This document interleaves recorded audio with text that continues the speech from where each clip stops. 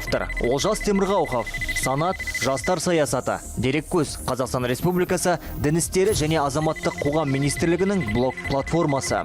Сәлеметсіз бе? Үкіметтік емес ұйым ашу үшін не істеу керек? Қандай құжаттар қажет? Сонымен қатар грант қаражатына ие болу үшін қандай талаптарды орындауымыз шарт? Рахмет.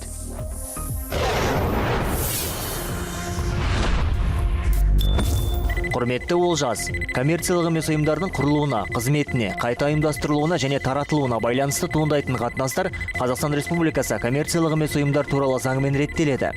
Үкіметтік емес ұйымдарға грант бөлу тәртібі Қазақстан Республикасы Мәдениет және спорт министрінің 2015 жылдың 25 желтоқсанындағы бұйрығымен бекітілген ережеге сәйкес жүргізіледі. Онда гранттар алдын ала құрылған жоспар бойынша беріледі делінген. Аталған жоспар бойынша оператор болып тағайындалған коммерциялық емес азаматтық бастамаларды қолдау орталығы байқау өткізеді.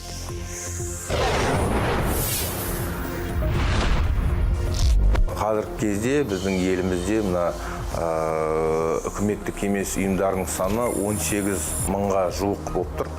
Олар ірі де, кішігерім де ауданның не бір ауылдың көлемінде жұмыс жасайтын, не республикалық, облыстық деңгейде де жұмысты жасап жатқан ұйымдар өте көп.